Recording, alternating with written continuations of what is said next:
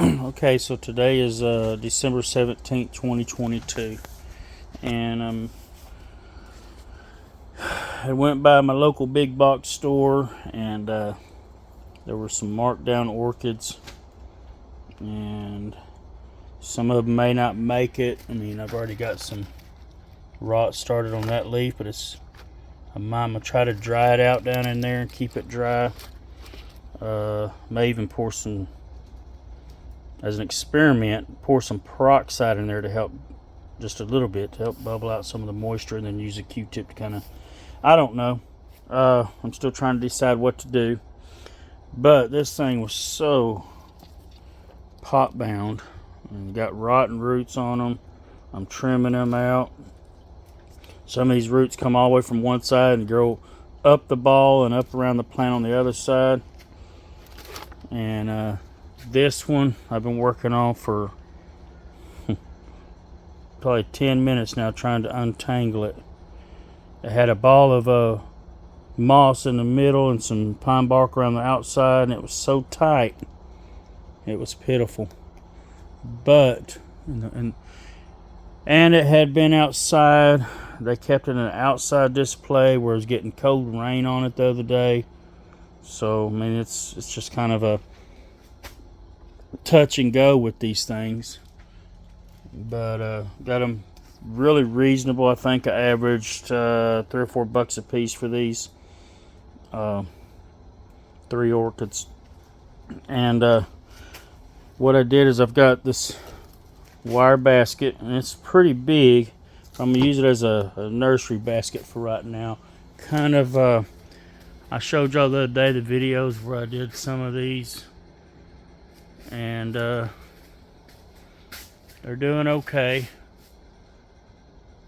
Just these wire baskets, and I've got my banana trees in here in the greenhouse, and I've got these banana leaves and stalks been sitting here as a mulch in my greenhouse. And so I've taken some of them, they're very fibrous, and kind of cut them to length. They're real lightweight. Laid them in this basket, and I'll put a little bit of my moss. I've got it soaked in the sink. Looks kind of dark and ugly there. I'll squeeze out most all the water, lay it in there, set these plants on there, kind of spread the roots a little bit, them air roots, maybe tuck a little bit of moss around them on top and the sides of the roots, and see how they do. I mean, they can't be treated no worse than they already have, so we'll see how it goes. Okay, so I've got this one and situated it so that the main plant is pointing to the outside of the basket here, this way. If I'd have put it in that corner, it would have been pointing into the basket, maybe laid over. So I've got it sitting down on a bed of moss, barely damp, not too wet. These things have already had enough water. They were being rained on and soaked up, but kind of got the air roots spread out. And then I'm going to take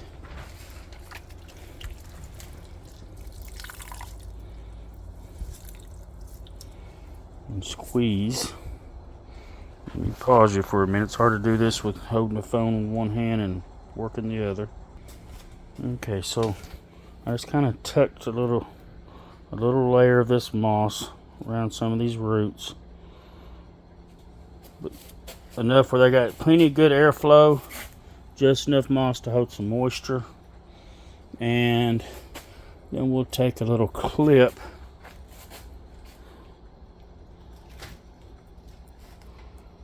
put right there, give them a little stability, and that one's ready. And I've got 2 more here to do, and I'll have them on the other side of the basket, and this will be like my nursery basket, and I'll try to show y'all when I'm finished. I'll come in and trim out some of this banana leaves that are hanging out. Them just kind of give us a bed where these things wouldn't fall through the bottom. So anyways, here we go. So this one is really a sad case here, sad example. By the time I got through clipping rotten roots and stuff, there's not a whole lot left. But we'll see if we can't get her turned around.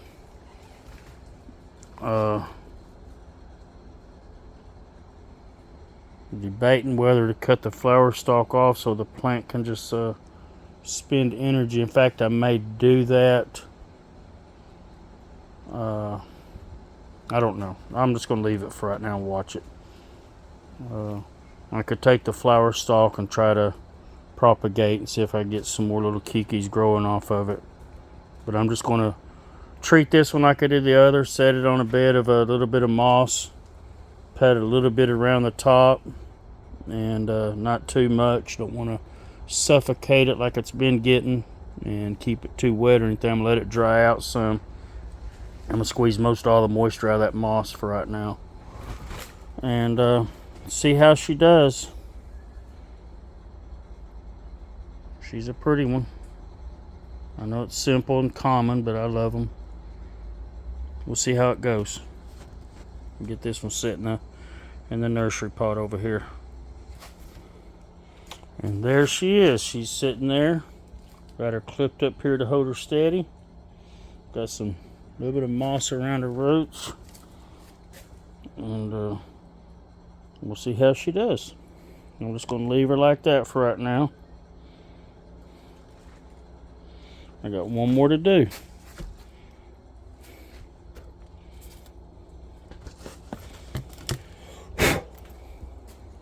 We'll untangle this one and I'll show you in a minute how it all comes out. I already see some rot in there. I might have to trim it out. And got four leaves on this one, and the flowers are looking pretty healthy and good, so we'll see how it goes. Okay, so I'm still working on this last one and starting to get her untangled. Now the white part isn't necessarily rot or anything. It's just hadn't seen the light of day. It was packed in, but some of it is. I've already cut off quite a bit, and I just turn them upside down like this where I can let the roots lay out. And I can see down in there, and I'll rinse them off with some water here in a minute and see what we've got, and we'll continue on. Okay, we're not left with very many roots, but the ones that are kind of discolored, some of that's from cold and wet, and I felt them, they're all pretty solid. So I've left what I could. They're not mushy.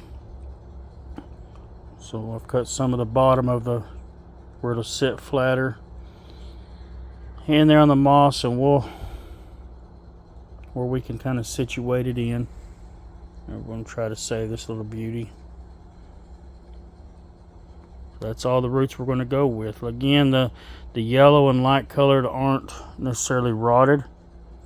They were packed in, haven't seen the light of day.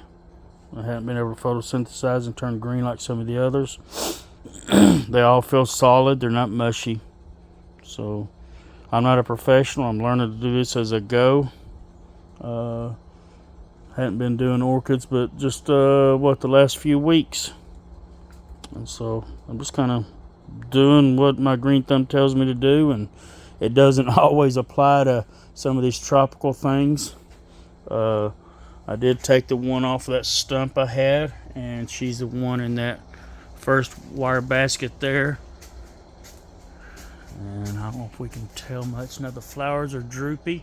They were like that when I got her. If you watch some of the other videos, the plant itself is looking okay. And we got them and these. Now this one's a little bit stressed, but it's not showing any rot.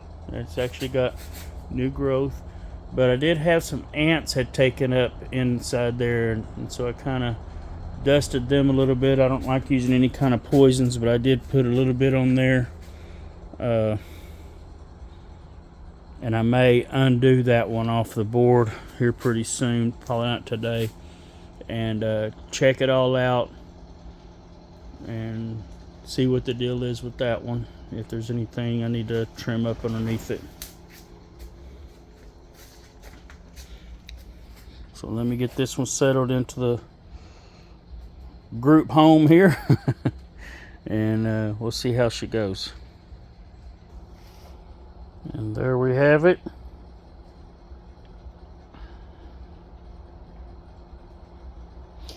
This first one I did was actually the only one that had a variety tag like this.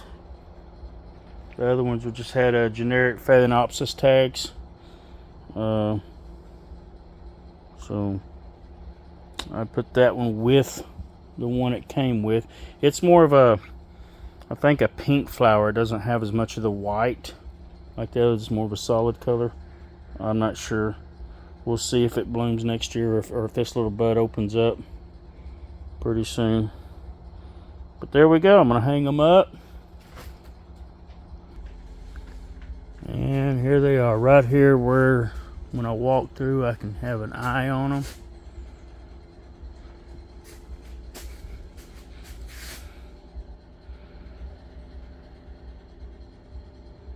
We'll see how they do.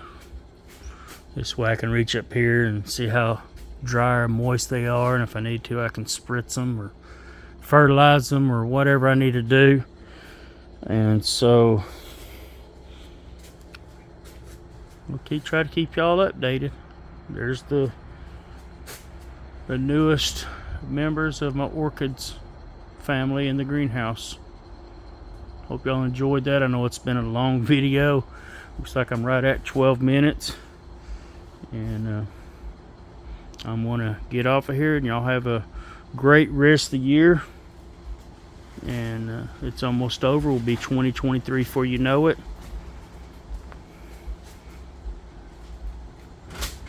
And I'm having a blast in my greenhouse.